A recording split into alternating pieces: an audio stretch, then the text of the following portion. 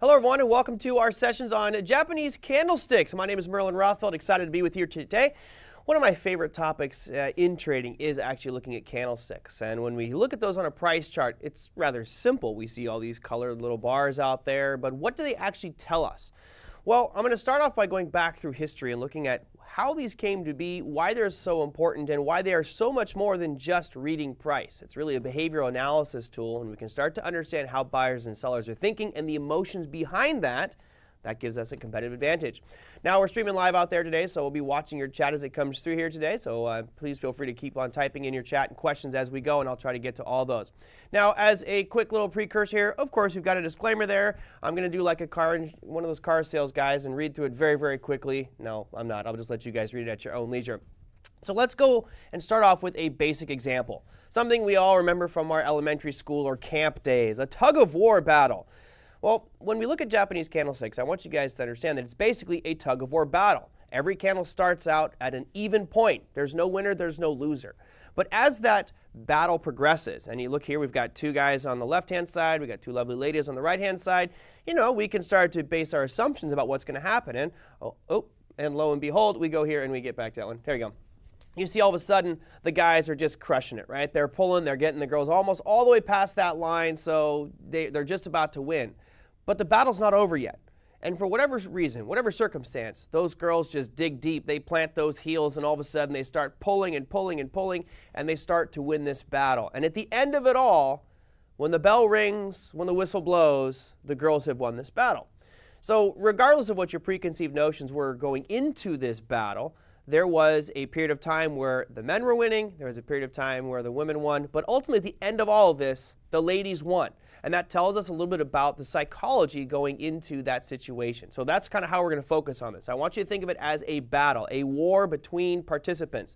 Now, in the real world, it's not about you and me or any other specific trader. It's all of us combined. So how did it all start? Well, we can go way back to the early days here. This is what's called the Dojima rice market. And really in 1710 is when they went to a futures market, because it used to be kind of a actual hand-on rice type of market until 1710. And then it went to a futures type of exchange. And this is a classic picture we found of the Dojima rice market. Now, one of the traders that emerged from that, and it really is kind of known as the father of Japanese candlesticks, is a gentleman by the name of Hama Manahisa. Again, I put on there, the father of Japanese candlesticks. I'm pretty sure he's actually an honorary samurai, by the way, just for those who want to know. Because he was so good at Japanese candlesticks and trading, they made him an honorary samurai. And I don't know about you, but I'm thinking an honorary samurai should be able to swing a sword pretty good. But well, maybe he could. 1724 to 1803 was his lifespan there. And I want to bring up a quote here that some of you might attribute to another famous investor out there. There's one that people look at Warren Buffett and say, that's Warren Buffett's phrase. No. It's Hama Manahisa. And he says, when all are bearish, there is cause for price to rise. When everyone is bullish, there is cause for price to fall. And this goes back to kind of the Warren Buffett one where he says, when there's blood in the streets, that's when you want to be buying. And when everyone's getting really excited, that's when you want to get out. Pretty much says the same thing, right? But just a couple hundred years earlier. So let's walk through the very basics. Now, some of you might be familiar with Japanese candlesticks. Some of you might be brand new to this. It's okay. We'll start off with the very basics. Then I'm going to show you some more common patterns. And then I'll show you actually on real charts what these formations look like. So we'll start off with this basic illustration here, which really shows us a bar chart. This is not a candlestick chart quite yet. Now, every bar of information really gives us 5 pieces of information. And of course, you're looking at this going, I only see 4 words on each one. Well, the left hash mark there represents where it opened. You can see the low, you can see the high, and you can see the right hash mark is where it closed at. So those are your 4 pieces, but there's one more, which would be the range, and that's simply the distance between the high and the low. Those 5 components are what make up all bars and candles, and they give us a good insight as to what's going on with price and psychology. Now, if it opened lower, if it closed higher than it opened, then you're going to see an example of what we have on the left here, which is a bullish candle, which would be a white real body. And then if it closed lower than it opened, you'd have a black real body. Now, the way that Japanese candlesticks were traditionally done were in black and white. Nowadays, it's changed to red and green, which is somewhat ironic because trading is pretty much a male-dominated world, and is definitely changing, and happy to see that, but still predominantly men are traders out there, and it's red and green, which I believe something like 19% of men are colorblind to red and green. Could we have picked different colors? All right, the real body is the piece that was just colored in here, and that basically takes the difference between where it opened and where it closed, and based off what those numbers are, it will either make it white or black, or red or green. Now, the white candle obviously is going to be green for up, and your black candle would be red, meaning it closed lower than where it opened. Those are the very, very basics of candles. So we can start by looking at this chart here. Doesn't matter what security this is or what time frame it is, but you guys can see we've got a lot of black and white candles there. And very clearly, when we get a nice streak of black candles out there, it gives us that kind of negative connotation. We feel like there's a downside move there. You see some where there's a lot of white candles in a row, and that leads us to nice bullish moves. Well, most platforms now will look like this, with mostly red and green candles. Now, of course, we can change these to fit our color scheme at home. I like to use black and white candles simply because it's easier for me to see because I'm part of that 19% who's colorblind. Now let's break up the individual candles, right? You got a basic understanding. They represent buyers out there, they represent sellers, and we get 5 pieces of information. Here is where we want to start to focus on the psychology of candlesticks. So here we've got 2 candles, one showing buying pressure, one showing selling pressure. And you're wondering, well, why does that one on the left show buying pressure? Well, if you'll notice, the candle on the left is a white candle, meaning that it opened at the bottom of that white box and closed at the dead high. So that's kind of bullish, right? But more important is what happened during that range. So take a peek at this. During this time frame, let's say this candle represents 1 day of trading. You can see the price was aggressively selling off. At one point, this was a giant black or red candle because it would sold all the way down to those lows. But going back to our tug-of-war analogy, this is just like what we saw at the opening of this presentation. The buyers came back in, and for whatever reason, you could explain it till you're blue in the face, doesn't matter. The buyers came back and pushed this up all the way to the high of the day. Very positive. So if we go back to a simple analogy of you and your significant other are in an argument, and you're fighting about something, you can pick whatever topic it is. What's the most important word to have in that argument? It's the last word, and if you're like me, it's usually I'm sorry or, have some flowers. But really, it's the last word in this Japanese candlestick is, in this case, was buyers pushing it up. They're the power, and that's the momentum at that point in time. On the right side of your screen, you see the inverse of that, where at one point we had a string of buyers pushing this thing up, right? It was a nice green candle. It was a white candle, depending on which colors you use. I'll use red and green from here on out. But it was a nice green candle, and who knows why, but the sellers came back in and not only sold it all the way back down to where it opened, but even lower and closed it at the dead low. This is a sign of a very, very bearish pressure out there, and depending on where these candles happen, where they show up on a price chart, can give us some high probability trading factors. So let's look at these 6 candlesticks out here. Normally what I would do is I would ask you guys to quiz and say, oh, which one do you think is the most bullish? Which one do you think is the most bearish? Well, I'm going to just read through these and kind of explain them briefly. Number 1 is probably the most bullish, right? It opened at the dead low. There's no tail at the bottom of it. So it opened at the dead low, closed at the dead high. Very, very strong candle out there. Number 2, while you look at this one, you go, oh, well, it's red, so it's got to be actually kind of bearish, right? No, it's actually rather bullish because remember, just like the example we just looked at, even though the body is red, right, on number 2, meaning it closed lower than where it opened, it still closed at the high end of its range. And if I asked you who had the last word in that battle, it was the buyers, because it was, at one point, an all-red candle all the way down to this low, but for some reason those buyers pushed it back up, meaning the momentum was there at the end, therefore rather positive. Number 3 is, it's pretty bullish, right? It's similar to number 1, but it has topping and bottoming tails. A tail is this little part here, means it went down to that price at some point and it reached this high price at some point. So you'll call those tails or wicks or shadows depending on who's instructing or using the candlesticks. Number 4 is actually rather bearish. Even though it's a green candle, psychologically we go, oh, green, positive, good. Well, not necessarily. Again, this is like what we looked at a couple slides ago, where you have a lot of selling pressure coming in at the end, pushing it down to near the lows of the session, therefore it's bearish. Now number 5 and number 6, I would say, are almost the same. They represent indecision, very small real bodies, right? You can see number 5's got that small red body. Even though it's red, it still didn't have much of a change from where it opened to where it closed. Same thing with number 6. That's called a doji, where it opens and closes at the same price. The only thing that separates 5 and 6 is the range. So we had a lot more volatility during that number 5, whereas number 6 was almost non-existent, barely even moved. And those can also give us clues as to potential market direction. So let's talk about that number 6 for a second. That's the doji out there. What is a doji? Well, a doji is simply a candle that opens and closes at just about the same price. It doesn't have to be exact, but a lot of people, they're true technicians, say it's got to be the same price. Well, when you're trading something like the S&P and it's trading at 2,000 plus, it's kind of hard to get it to close exactly the same as where it opened. So we like to say ballpark, pretty close. And you notice that we have 3 different representations of it out there. You see one is just like a little tiny plus sign. You have the middle one there, which got some big ranges to it. And then you have the one on the far right, which is called a Dragonfly Doji. And I'll explain some of the differences between those as we progress. So let's go into some of the more popular doji patterns. And again, if you have any questions, feel free to send those in here and I'll go over them. Gravestone Doji is one of the more popular ones. Now, a Gravestone Doji is simply something that opens and closes at about the same price. That's the classic definition of a doji. Now, for it to be a Gravestone Doji, it opens and closes at the low, or very, very near the low, and has a long topping tail. Now, by itself, this really doesn't help us make a trade.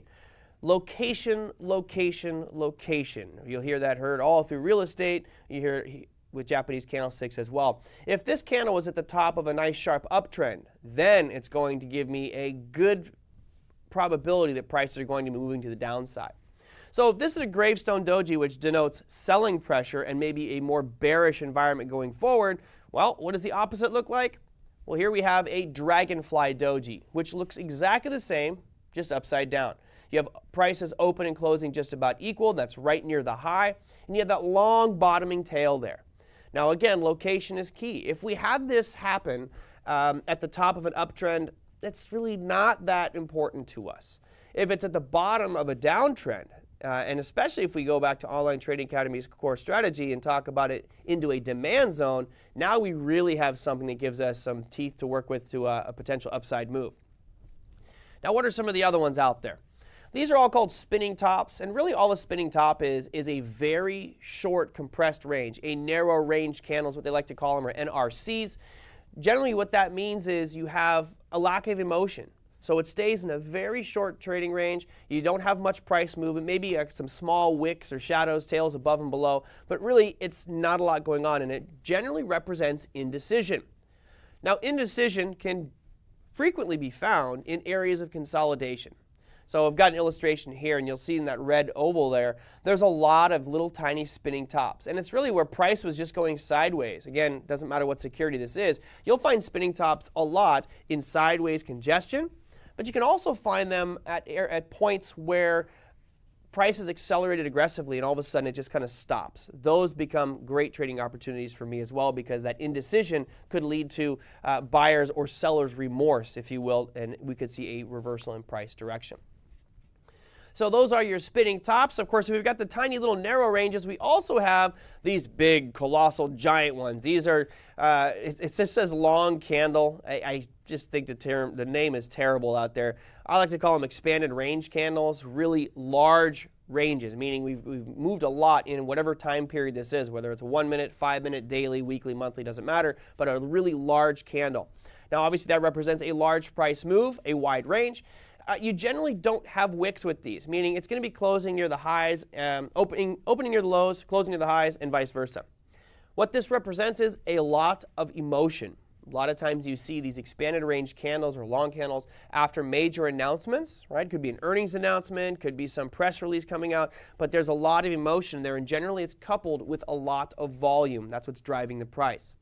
So we can see on this chart, here's a couple examples of them. You see some really large expanded range candles. Now, again, it doesn't have to close at the dead low or open at the dead high, but it makes it more powerful if it does. And these 4 examples that I have here, you'll see that all of them have some topping and bottoming tails. So nothing with candlesticks is going to be perfect. It's a little bit of an artistic flair there, meaning it's kind of slightly subject to your artistic view on this one. And I'll show you some examples of what I mean by artistic view here shortly. All right, So now let's go to some of the more popular ones. Here we have the Bullish Harami, which in Japanese means pregnant. And you can see by the illustration on the right-hand side, you've got price drifting down. You've got a nice big black or red candle. And then the next candle is going to be most likely green. It's preferably going to be an up candle, but it doesn't have to be. But it is going to fit within the previous range. So as you guys can see here on the screen, you've got this black candle, and this entire candle, including the tails, should fit within the real body of the previous candle. That is really the definition of a bullish Harami. So you've got the downtrend. The first candle is definitely a down expanded range candle. The second candle, maybe a little narrower range one, preferably to the upside, and it is completely engulfed by the first day there.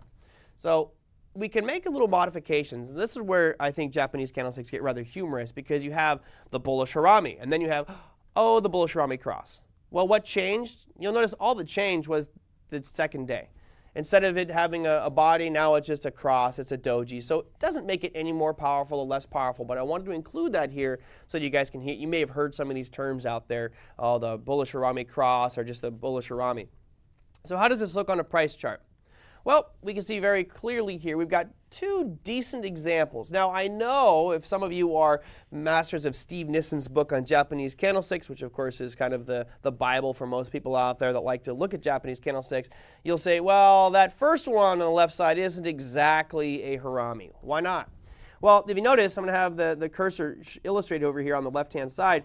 You'll see we've got this, you can call that an expanded range candle, this black candle right here, and then we have this little doji. It's basically a bullish Harami cross. But technically, you'll notice that the tail on the doji is just slightly outside of the highs of that expanded range candle. So technically, you could argue that's not a Harami. But hey, it's close enough for government work. I'm going to call that one a Harami, because you notice it was drifting down. You also have the similar situation here. We had price drifting down, and then you have this Harami here. Even though it has a long tail on it, it still fits completely within this expanded range candle, and the next day we get basically 3 days worth of upside move. So there you see some bullish Haramis on a price chart. Now I would say the sibling of Harami is just the exact opposite, right? A Harami is a big down day, and we have bearish Haramis as well. We'll cover both those, but you have a big down day followed by a small little up day. Well, what if we have a small down day followed by a gigantic up day? These are called engulfing patterns. So this is a bullish engulfing pattern, what some would refer to, we talk about that in our XLTs, as kind of an outside day. And really what we're looking for here is a market that's been trending down. So remember, key is location, location, location. If you have an engulfing pattern in the middle of consolidation, it doesn't mean much. If it's trending down though, we've got a nice downtrend, and that first candle is kind of a smaller little doji pattern perhaps, but it's a negative down day. And then the second candle is this really big candle that it completely engulfs, meaning it eats up the entire previous day worth of trading. That is an example of a bullish engulfing. This is a great pattern from a reversal perspective. We see quite frequently what it represents is a change in emotion, a change in sentiment. So we have that big expanded range candle there. Prices most likely, and when I say most likely, it's not like a 90%, but you have a greater than 50% probability that's going to move into the upside, because where's the momentum? Where is that tug of war being won? Who's winning? The buyers were winning that day, and that momentum most likely will continue. For how long? Who knows? But it's there at that moment, and that's what's important. So here's a great example of a bullish engulfing pattern. You notice that going into this engulfing pattern here, we had pretty much a month of just almost constant sell-off, 1 month of just almost all down. And then all of a sudden we had a big bullish engulfing pattern, and it rallied for the better part of another month. In this case, went from 225 all the way up to about 255. So you're looking at a $30 move, about a 12, 13% move in a month on this stock. And what caused it? Emotion. How can we spot that emotion? By that bullish engulfing pattern that formed on that one. Now, here are some of the more obscure ones. Not obscure. You'll see them regularly on price charts, but it's just wanted to get you some wider scope as far as the different candlesticks that we're using out there. Here is one called a Bullish Doji star. Now, let me take a step back here real quick and say that you can torture yourself with Japanese candlesticks. You can basically come up with a name for any candlestick by itself, a name for any 2 candlesticks together, and a name for any 3 Japanese candlesticks together. I think Steve Nissen's book is 300 or 400 pages of exactly that. And I think that it was kind of throwing darts and saying, well, let's put this one next to this one, and we'll call that, well, that's the abandoned baby. That's the falling window. Some of them are just kind of outlandish. So what I'm covering you are the basic ones that have some meat to them and really some substance with regards to probability. And I'm hoping that I'm explaining the psychology enough here so you can see why it's so important. That not only are we watching what's going on with price, but the behavior behind price. What is causing that emotion to stir? And as if you know the kind of truth about financial markets, the institutions make money off of the novice investors. So if I can get the emotions of the novice investor and track that, then the probability is greater in my favor. So let's take it back, another look at this bullish doji star. All this represents is, again, an emotional spike. In this case, it's a spike to the downside. And you can see we've had this big, we're in a downtrend. The second to last candle here is a long expanded range candle. And then the second one there gaps below the first candle. Gap meaning that there's airspace between these two. They don't overlap at all. That is a huge sign of sentiment, all right? It's an emotional spike. Now, of course, if we had volume on here, that might actually help with our confirmation. But that second, the final candle there, the doji shows it should be short, should be compressed. Now, again, I mentioned there's 2 candles. Everyone wants to say there's 2 candles here. Well, you want to add a third one? Now it's no longer a bullish doji star. It's a bullish morning star because in the morning you wake up, and in theory, this is where this price will be headed for the short term. Same thing, right? We've got that downtrend, expanded range candle. It gaps down, forming kind of a little island out there. Got that compressed narrow range, and all of a sudden, the third candle gaps up again, leaving this gap here. That is a very bullish sign called a bullish morning doji star. We've got 3 candles, and I got 4 words there. Wish I would keep it down to 3. All right, so now we'll go to a morning star. Right, so it's no longer a doji down there on the second candle. It's simply a small little, I guess you could call it a spinning top, but this would be called a bullish morning star. So really not much of a difference. The only thing that would have changed here is that little tiny candle in the middle, the very bottom one. So we got a question that says, does it have anything to do with supply and demand theory?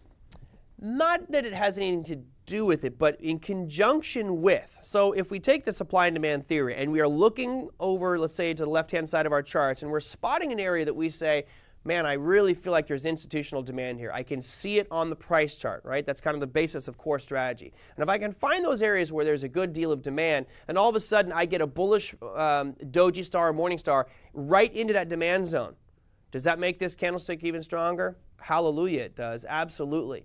So by themselves, they're good. But if you can use them and line them up with demand or supply, depending on whether you want to go long or short, then that really adds value to them. So by themselves, I think Japanese candlesticks are great. Using conjunction with supply and demand makes them exponentially better because the supply zones and the demand zones are where the buyers and sellers really are. And if the candles line up with those, then we have a very high probability trade. Great question. All right, so let's go to my personal favorites out there. This is one that I look for all the time. I actually run scans and filters on some of the platforms I'm looking for this candle. This is called a bullish hammer formation. Of course, we could flip this upside down, and this could also be a bearish hammer formation, but we'll talk about that in a second. It's called a shooting star. How do we identify it? Well, you remember at the very beginning, I talked about candles that have, you know, in one sense, this looks positive because it's a white candle. But even if that was a black top on it or red, it still would be bullish. Why? Because notice where we were. We were trending down, right? So it was in the middle of a nice big downtrend. We had a small real body at the upper end of that trading range, meaning at some point, this whole candle was black or red. It was negative. It was down. And the buyers came back in and pushed it all the way up near the top. Now, as I mentioned, the color of that body, whether it's red or green, isn't really important. I personally would prefer it's green because it really shows some positive sentiment, but it doesn't really matter. The longer shadow should be at least twice the length of the body. That's kind of key here. You want to have a very small, narrow range for a hammer formation near the top and little to no upper shadow. So you don't want anything up here at the top. This is a tiny little one. That's okay. But you don't want to have this kind of sitting in the middle. The real body sitting in the middle. That would really be just nothing but a doji or a spinning top. So where do these form? Well, again, for me, when I see them at the bottom of a downtrend. And of course, we don't know that the downtrend is over, but if I can spot it into an area of demand, that makes it a very high probability trade. So you notice the candle in the middle here that's circled in red. That is a hammer formation. Now, unfortunately, there's nothing for us to look to the left and see an area of demand on this one.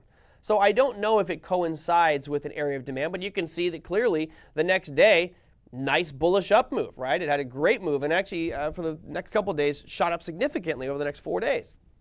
Well, notice on the hard right edge, we have another one on the right. Now that one actually formed a hammer formation after an aggressive sell-off in price, and it actually came down to those previous lows that you see in the middle of the screen. So now I start to feel more confident about this specific candle. Now the only caveat to this is they are lagging, right? If I wanted to trade this candle on the right edge that the cursor is spinning around right now, if I were to buy it now, I'm going to be buying up here near the top, which looks to be on this chart right around 77. Okay, I'm going to call that 77. But could I have bought down here at 75.50? Yeah, possibly, right? I need to break down this candle and see where that actual demand zone was and see if there's an entry point. So candlesticks can be lagging, right? So if you buy this hammer formation, for example, you're leaving some money on the table. So I always, number one, I'm looking for supply or demand zones to make the trades. And if I get a great candle forming, I might add to a position based off of that Japanese candlestick formation. So here's the inverse of that, right? We looked at the morning star. Well, here's an evening star, right? In the morning, you get up. In the evening, you go to sleep. This is an example of that. We have an uptrend going on, so you got a nice upward rally in the market or the security, whatever it is. That first day is going to be a long white day, right? An expanded range candle if you want.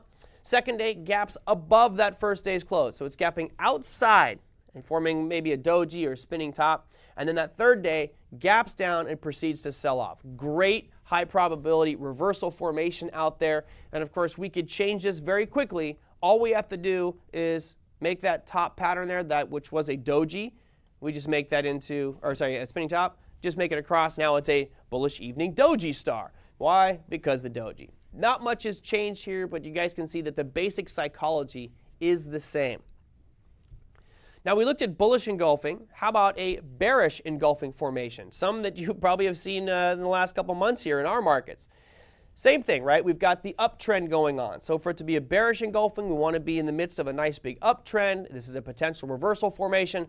So we've got the uptrend happening. That first candle, a small little spinning top if you want. Could be a doji as well. The second one gaps up above it, completely engulfs it. You know that this black candle here completely eats up that previous day. That is a bearish engulfing, and there's a good chance this could be moving more to the downside. Again, to go to Yoga's question, if this was into an area of supply, all of a sudden my confidence in this trade is going to be much, much higher. I'm looking for that extra little probability to put in my favor.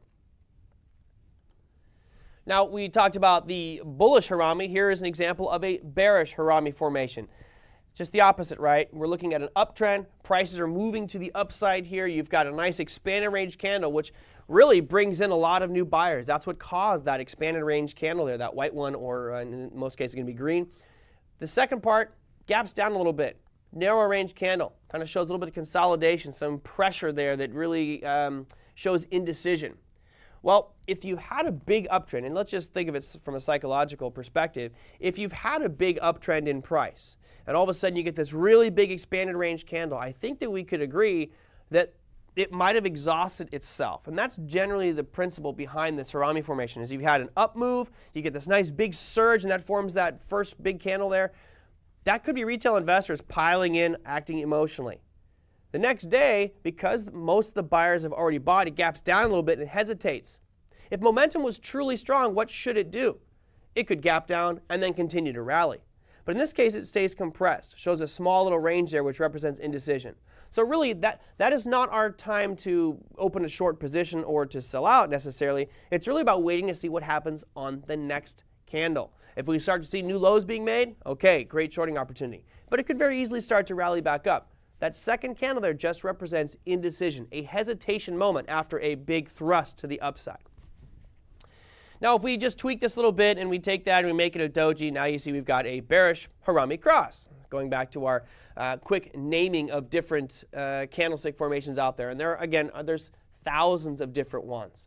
So my personal favorite was the hammer formation, and that goes very well with its kin, the bearish shooting star. It's basically the same thing as a hammer, just upside down. Now, what we're looking for here is a security or a market that is trending up. You've got a small real body generally at the bottom of the trading range. The color of that body is not important. In this case, you see it's white, right? It could be green, could be red, whatever color, not that important. If it's a shooting star, I would prefer it to be red, meaning it closed at the dead low, but it's up to the eye of the beholder there. Again, real small body, the bottom of the range. The color is not important. The long upper shadow is what is important. I love it when I see really long topping tails on shooting stars. It represents more emotion because remember, how did this pattern form? At some point it opened, it rallied all the way up to these highs, so it was a giant green candle, and then the sellers had that last word, pushed it down, and it closed near the session lows. So it's very negative.